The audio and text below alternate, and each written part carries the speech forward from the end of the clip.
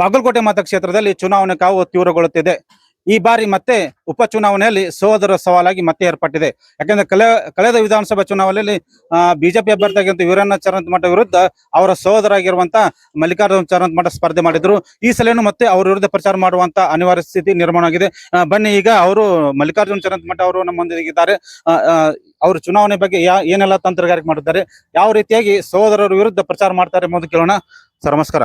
Sir, ಈ ಬಾರಿನೂ ಮತ್ತೆ ನೀವು ಸಹೋದರ ಸವಾಲಾಗಿ ಪರಿಗಣಿಸಿದೆ, ಅದಕ್ಕೆ ನೀವು ಏನ್ ಹೇಳ್ತೀರಿ ಅಂತ?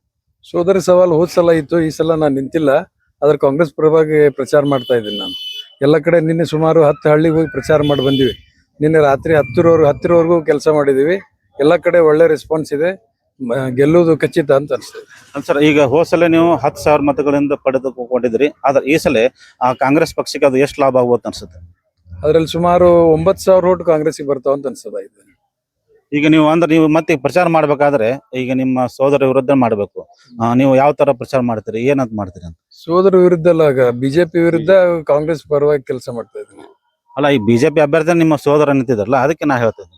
ಅಲ್ಲ, ನಿಂತಿರುವುದು ಯಾರಿದ್ರು ನಾನು ಬಿಜೆಪಿ ವಿರುದ್ಧ ಮಾಡ್ಬೇಕಲ್ಲ. ಅವ್ರು ನಿಂತರು ಮಾಡ್ಬೇಕು, ಇನ್ನೊಬ್ರು ನಿಂತರು ಮಾಡ್ಬೇಕು. ಅಂದ್ರೆ ಈಗ ಸರ್, ಈ ನಿಮ್ಮಿಬ್ಬರ ಸೋದರ ಮಧ್ಯೆ ಈ ತರ ವೈಷಮ್ಯ ಉಂಟಾಗಿ ಕಾಂಗ್ರೆಸ್ ಲಾಭ ಪಡೆಯುವಂತ ಹುನ್ನಾರ ಮಾಡ್ತಿದೆ ಅಂತ ನಿಮ್ಗೆ ಅನಿಸ್ತಾ ಇದೆ?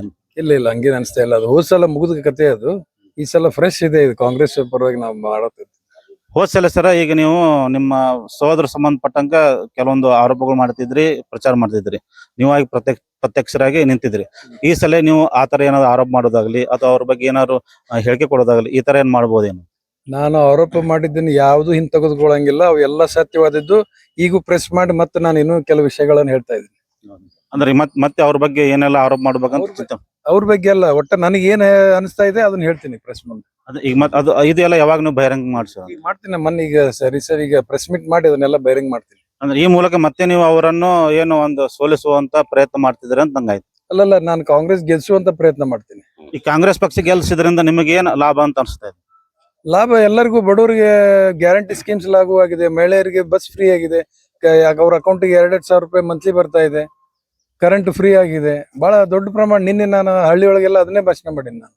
ಸರ್, ಈಗ ಸಿದ್ದರಾಮಯ್ಯನವರು, DK ಅವರು ನಿಮ್ಮ ಮನೆಗೆ ಬಂದಿದ್ರ ಹಿನ್ನೆಲೆಯಲ್ಲಿ ನಿಮಗೆ ಏನಾದ್ರು ಏನು ಮತ್ತೆ ಈ ನೆಕ್ಸ್ಟ್ ನಮ್ಮ ಸರ್ಕಾರ ಬಂದ ನಂತರ ಅಂದ್ರೆ ಈ ಉಪಚುನಾವಣೆ ಕಾಂಗ್ರೆಸ್ ಗೆಲುವಾದ್ರೆ ನಿಮಗೆ ಏನಾದ್ರು ಹುದ್ದೆ ಕೊಡ್ತೀನಿ ಹಿಂಗೇನಾದ್ರು ಏನಾದ್ರು ಆಮಿಷ ತೋರಿಸಿದಾರೆ ಏನಂತ? ಇಲ್ಲ, ನನಗೆ ಮುಖ್ಯಮಂತ್ರಿಗಳು ಅವ್ರ ಮನೆಗೆ ಕರೆದು 1.5 ತಾಸು ಕುಂದಿಸಿ ಮಾತಾಡಿದ್ದಾರೆ.